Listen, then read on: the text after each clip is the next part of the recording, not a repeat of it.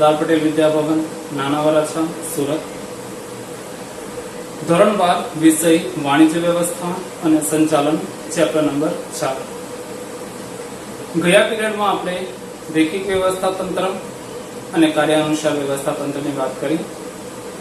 વ્યવસ્થા તંત્રના 5 પ્રકાર છે: રેખિક વ્યવસ્થા તંત્ર, કાર્યાનુસાર વ્યવસ્થા તંત્ર, વૈદિક વ્યવસ્થા તંત્ર અને અવૈદિક વ્યવસ્થા તંત્ર, અને અંતિમ 5મું છે શ્રેણિક વ્યવસ્થા તંત્ર. હવે ગયા પીરિયડમાં આપણે કાર્યાનુસાર વ્યવસ્થા તંત્ર જોયું. હવે અત્યારે આપણે વૈદિક અને અવૈદિક વ્યવસ્થા તંત્ર જોવાના છે. તો વૈદિક અને અવૈદિક વ્યવસ્થા તંત્ર ખૂબ જ સરળ છે. વર્ષ 2018 ની બોર્ડની પરીક્ષામાં આ બંને વ્યવસ્થા તંત્ર પૂછાઈ ચૂક્યા છે, એટલે બોર્ડની પરીક્ષા માટે મહત્વના પ્રશ્નો છે. તો વૈદિક વ્યવસ્થા તંત્ર છે એ એકમમાં નીતિ નિયમને આધીન વ્યવસ્થા તંત્રની સ્થાપના કરવામાં આવે છે, રચના કરવામાં આવે છે. જ્યારે અવૈદિક વ્યવસ્થા તંત્રની વાત કરીએ તો એની સ્થાપના કરવા પડતી નથી. અવૈદિક વ્યવસ્થા તંત્ર એ એકમમાં કુદરતી રીતે આપોઆપ રચાય છે. વૈદિક વ્યવસ્થા તંત્ર નીતિ નિયમોને આધીન તેની રચના કરવામાં આવે છે. એકમના જે ધ્યેય છે, એકમના જે હેતુ છે, તેને પાર પાડવા માટે એકમમાં કામ કરતા જે કર્મચારી છે અને કાર્ય છે તેને પાર પાડવા માટે વિધિસર રીતે માળખાની રચના કરવામાં આવે છે. જ્યારે વૈદિક વ્યવસ્થા તંત્રની વાત કરીએ તો વૈદિક વ્યવસ્થા તંત્રમાં કુદરતી રીતે આપોઆપ સંબંધો બંધાય છે અને તેના આધારે વ્યવસ્થા તંત્રની રચના થાય છે. સર્વપ્રથમ તો વૈદિક વ્યવસ્થા તંત્રની રચના કરવામાં આવે છે અને ત્યારબાદ અવૈદિક વ્યવસ્થા તંત્રનું કુદરતી રીતે આપોઆપ રચના થતી જોવા મળે છે. આથી એવું કહેવાય છે કે અવૈદિક વ્યવસ્થા તંત્ર એ વૈદિક વ્યવસ્થા તંત્રનો પડછાયો છે. અવૈદિક વ્યવસ્થા તંત્ર એ વૈદિકને પૂરક છે. કારણ શા માટે? તો તેનું કારણ એ છે કે વૈદિકના આધારે જ અવૈદિક વ્યવસ્થા તંત્રની રચના થાય છે. આથી અવૈદિક વ્યવસ્થા તંત્ર એ વૈદિક વ્યવસ્થા તંત્રનો પડછાયો છે અને અવૈદિક વ્યવસ્થા તંત્ર એ વૈદિક વ્યવસ્થા તંત્રને પૂરક હોય છે. હવે આપણે વૈદિક અને અવૈદિક વ્યવસ્થા તંત્રની લાક્ષણિકતા જોઈએ તો વૈદિક વ્યવસ્થા તંત્રની 6 લાક્ષણિકતા છે અને અવૈદિક વ્યવસ્થા તંત્રની 8 લાક્ષણિકતા છે. હવે વૈદિક અને અવૈદિક વ્યવસ્થા તંત્રની 4 લાક્ષણિકતા સમાન છે, જેને યાદ રાખવી ખૂબ જ સરળ છે. અને બોર્ડની પરીક્ષામાં જો 3 ગુણમાં પ્રશ્ન પૂછાય તો 4 લાક્ષણિકતા સમજાવવી, અને 5 ગુણમાં પ્રશ્ન પૂછાય તો 6 લાક્ષણિકતા સમજાવવી. તો આ પ્રશ્ન ખૂબ જ સરળ છે અને વર્ષ 2018માં બોર્ડની પરીક્ષામાં પૂછાઈ ચૂકેલો પ્રશ્ન છે. તો ચાલો આપણે શરૂ કરીએ વૈદિક અને અવૈદિક વ્યવસ્થા તંત્ર. તો સર્વપ્રથમ લાક્ષણિકતા આપણી શું છે? તો વૈદિક માળખું. એકમમાં ધ્યેયને સિદ્ધ કરવા માટે સભાનતાપૂર્વક આ માળખું રચાય છે, એટલે તેને વૈદિક માળખા તરીકે ઓળખવામાં આવે છે.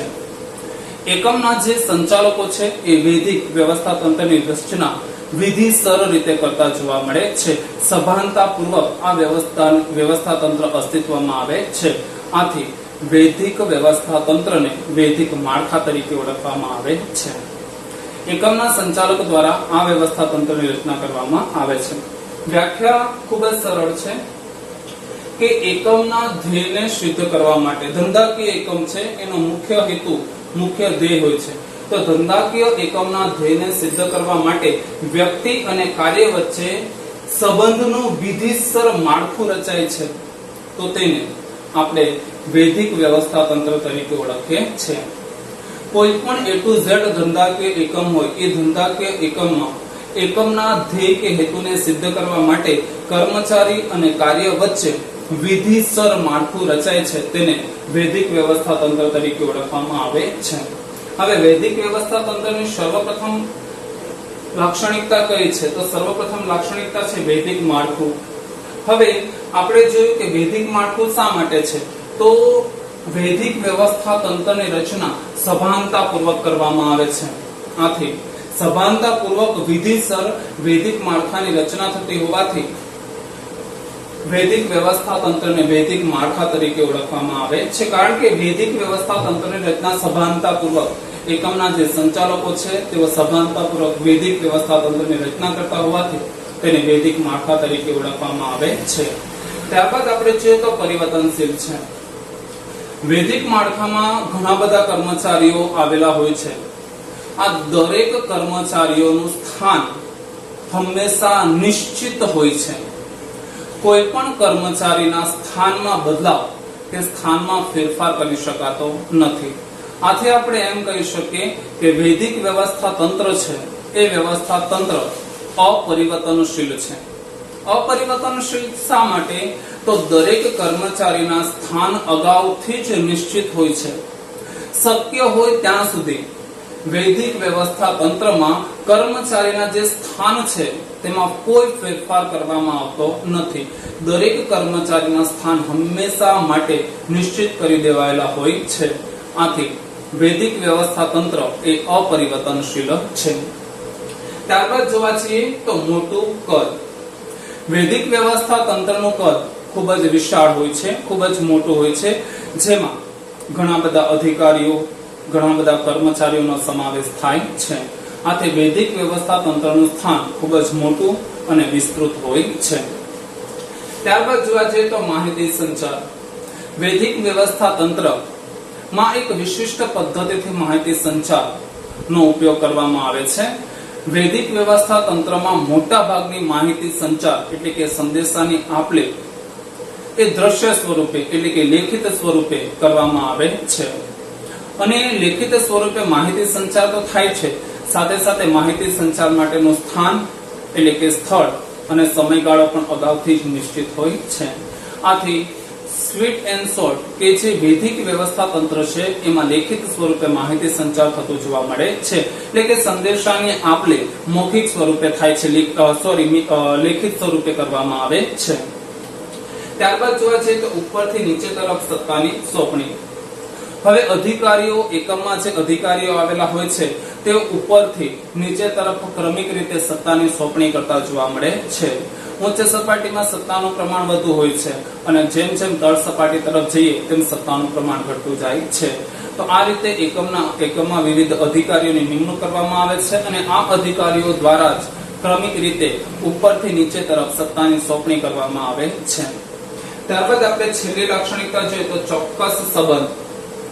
હવે વિધિસર રીતે એકમના જે કર્મચારીઓ છે એ કર્મચારીઓ વચ્ચે ધ્યેયની સિદ્ધિ માટે ચોક્કસ સંબંધ, વિધિસર ચોક્કસ સંબંધ બંધાય છે.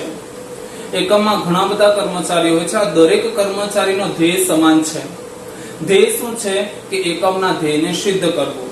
તો જ્યારે એકમના ધ્યેયને સિદ્ધ કરવા માટે ઘણા બધા કર્મચારીઓ એક સાથે કામ કરતા હોય છે ત્યારે તેમના વચ્ચે વિધિસર રીતે ચોક્કસ સંબંધ બંધાય છે.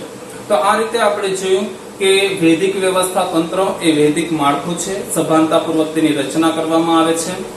વૈદિક વ્યવસ્થા તંત્ર એ અપરિવર્તનશીલ છે, કર્મચારીનું સ્થાન હંમેશા નિશ્ચિત હોય છે, તેમાં કોઈ ફેરફાર કરવામાં આવતો નથી. ત્યારબાદ મોટું કદ. વૈદિક વ્યવસ્થા તંત્રનું કદ ખૂબ જ વિસ્તૃત અને મોટું હોય છે, જેમાં મોટા પ્રમાણમાં અધિકારીઓ અને કર્મચારીઓનો સમાવેશ કરવામાં આવે છે. માહિતી સંચાર. વૈદિક વ્યવસ્થા તંત્રમાં માહિતી સંચારનું માધ્યમ હંમેશા લેખિત સ્વરૂપે જોવા મળે છે. ઉપરથી નીચે તરફ ક્રમિક રીતે સત્તાની સોંપણી કરવામાં આવે છે. અધિકારીઓ પાસે વધુ સત્તા હોય છે અને જેમ જેમ તળ સપાટી તરફ જઈએ તેમ તેમ સત્તાનું પ્રમાણ ઘટતું જાય છે. ચોક્કસ સંબંધો. એકમના ધ્યેયને સિદ્ધ કરવા માટે એકમમાં કાર્યરત કર્મચારીઓ છે તેમના વચ્ચે ચોક્કસ સંબંધની સ્થાપના થાય છે.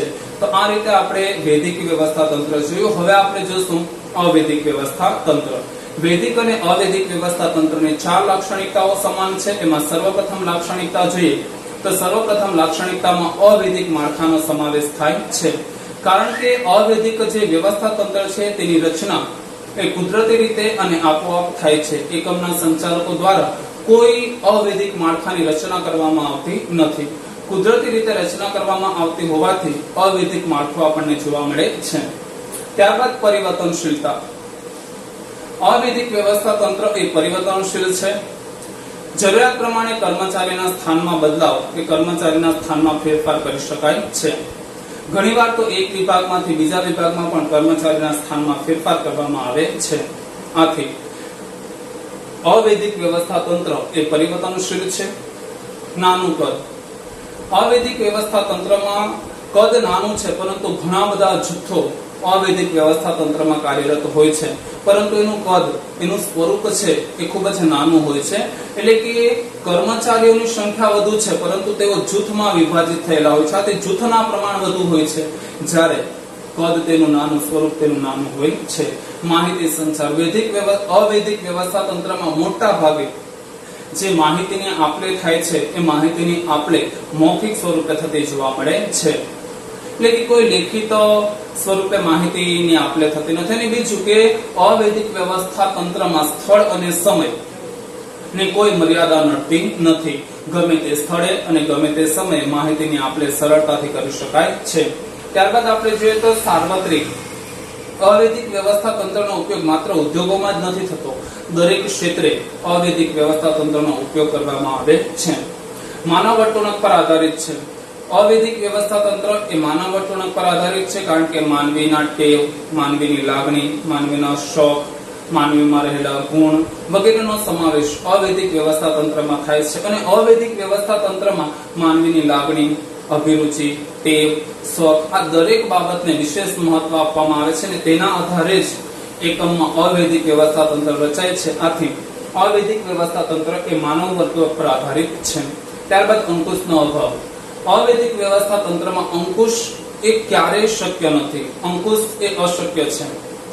અવૈધિક વ્યવસ્થા તંત્રમાં જે કર્મચારીઓનો સમાવેશ થાય છે તેઓ સ્વયંભૂ એટલે કે પોતાની રીતે અંકુશનું પાલન કરી શકે છે. અવૈધિક વ્યવસ્થા તંત્રમાં અંકુશ મૂકવું શક્ય નથી, હંમેશા અશક્ય છે. એકમના કર્મચારીઓ પોતાની જાતે, પોતાની રીતે શિસ્ત પાડવા ઈચ્છે, અંકુશ મૂકવા ઈચ્છે તો સ્વયંભૂ રીતે અંકુશ પાલનનું પાલન કરી શકે છે. અને વૈદિકને પૂરક છે. જ્યાં સુધી વૈદિક વ્યવસ્થા તંત્રની રચના ન થાય ત્યાં સુધી અવૈધિક વ્યવસ્થા તંત્રની રચના થતી નથી. આથી અવૈધિક વ્યવસ્થા તંત્ર એ સંપૂર્ણપણે વૈદિક વ્યવસ્થા તંત્રને પૂરક છે. તો ચાલો આપણે ફરીવાર બધા જ મુદ્દા એકવાર ફરી જોઈ લઈએ ઝડપથી. વૈદિક વ્યવસ્થા તંત્ર એકમના ધ્યેયને સિદ્ધ કરવા માટે વ્યક્તિ અને કાર્ય વચ્ચેના સંબંધોનું વિધિસર માળખું રચાય છે. તેને વૈદિક વ્યવસ્થા તંત્ર તરીકે ઓળખવામાં આવે છે. વૈદિક, હવે એની લાક્ષણિકતા જોઈએ તો પ્રથમ લાક્ષણિકતા છે વૈદિક માળખું. કારણ કે વૈદિક વ્યવસ્થા તંત્રની રચના સભાનતાપૂર્વક કરવામાં આવે છે. આથી વૈદિક માળખુંનો સમાવેશ એ વૈદિક વ્યવસ્થા તંત્રમાં થાય છે. જ્યારે અવૈદિક વ્યવસ્થા તંત્ર 1 થી 4 મુદ્દા બંનેમાં સમાન છે અને એકબીજાના ઓપોઝિટ છે, એટલે કે વિરોધી છે. અવૈદિક માળખું છે જે કુદરતી રીતે અને આપોઆપ એકમમાં રચાય છે. અપરિવર્તનશીલ છે. વૈદિક વ્યવસ્થા તંત્ર અપરિવર્તનશીલ છે. કર્મચારીના સ્થાન હંમેશા નિશ્ચિત હોય છે, તેમાં કોઈ ફેરફાર કરી શકાતો નથી. વૈદિક વ્યવસ્થા તંત્રનું પદ ખૂબ જ મોટું હોય છે. મોટી સંખ્યામાં કર્મચારીઓ અને અધિકારીઓનો સમાવેશ થાય છે. માહિતી સંચાર. વૈદિક વ્યવસ્થા તંત્રમાં માહિતી સંચારનું સ્વરૂપ મોટા ભાગે લિખિત હોય છે અને તેનો સ્થળ અને સમય અગાઉથી નિશ્ચિત હોય છે. ઉપરથી નીચે તરફ સત્તાની સોંપણી. અધિકારીઓ દ્વારા ઉપરથી નીચે તરફ સત્તાની સોંપણી કરવામાં આવે છે. ઊંચે સપાટીએ સત્તાનું પ્રમાણ વધુ અને જેમ જેમ તળ સપાટી તરફ જઈએ તેમ તેમ સત્તાનું પ્રમાણ ઘટતું જાય છે. ચોક્કસ સંબંધ. એકમમાં એક સમાન ધ્યેયને સિદ્ધ કરવા માટે ઘણા બધા કર્મચારીઓ કાર્ય કરે છે. તેમના વચ્ચે વિધિસર ચોક્કસ સંબંધો બંધાતા જોવા મળે છે. જ્યારે અવૈધિક વ્યવસ્થા તંત્ર એકમના ધ્યેયને સિદ્ધ કરવા કુદરતી રીતે આપોઆપ આંતરિક સંબંધનું માળખું રચાય તેને અવૈધિક વ્યવસ્થા તંત્ર તરીકે ઓળખવામાં આવે છે.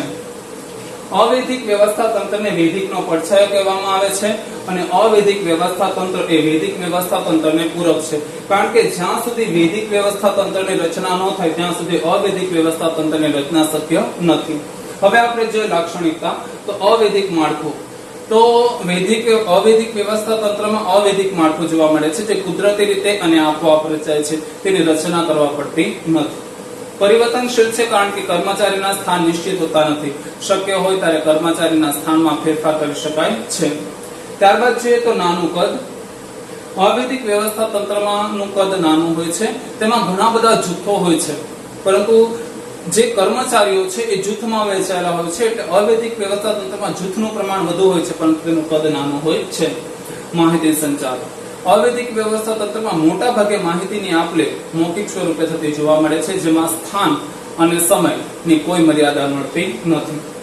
સાર્વત્રિક છે. અવૈધિક વ્યવસ્થા તંત્ર સાર્વત્રિક છે, કારણ કે અવૈધિક વ્યવસ્થા તંત્ર માત્ર ઉદ્યોગોમાં જ નહીં પરંતુ દરેક ક્ષેત્રે તેનો ઉપયોગ થાય છે. માનવ વર્તણૂક પર આધારિત છે. અવૈધિક વ્યવસ્થા તંત્ર માનવ વર્તણૂક પર આધારિત છે, કારણ કે અવૈધિક વ્યવસ્થા તંત્રમાં માનવીની લાગણી, માનવીની અભિરુચિ, તેના શોખ, તેની ટેવ, તેની માન્યતા આ દરેક બાબતને મહત્વ આપવામાં આવે છે અને તેના આધારે આ માળખું રચાય છે. આથી અવૈધિક વ્યવસ્થા તંત્ર એ માનવ વર્તણૂક પર આધારિત છે. અવૈધિક વ્યવસ્થા તંત્રમાં અંકુશનો અભાવ જોવા મળે છે, કારણ કે કુદરતી રીતે આપોઆપ રચાતું હોવાથી અવૈધિક વ્યવસ્થા તંત્રમાં ક્યારેય અંકુશ સ્થાપી શકાતું નથી. આથી અંકુશ અશક્ય બને છે. એકમના કર્મચારી છે તો સ્વયંભૂ રીતે એટલે કે પોતાની રીતે અંકુશ સ્થાપી શકે છે. અને છેલ્લો મુદ્દો છે વૈધિક ને પૂરક. જ્યાં સુધી વૈધિક વ્યવસ્થા તંત્રની રચના ન થાય ત્યાં સુધી અવૈધિક વ્યવસ્થા તંત્રની રચના થતી નથી. આથી અવૈધિક વ્યવસ્થા તંત્રને વૈધિકના પૂરક વ્યવસ્થા તંત્ર તરીકે ઓળખવામાં આવે છે. તો આ રીતે આપણે ત્રીજો અને ચોથો વ્યવસ્થા તંત્રનો પ્રકાર જોયો. હવે પછી આપણે વ્યવસ્થા તંત્રનો પાંચમો પ્રકાર જોશું, જેનું નામ છે શ્રેણિક વ્યવસ્થા તંત્ર.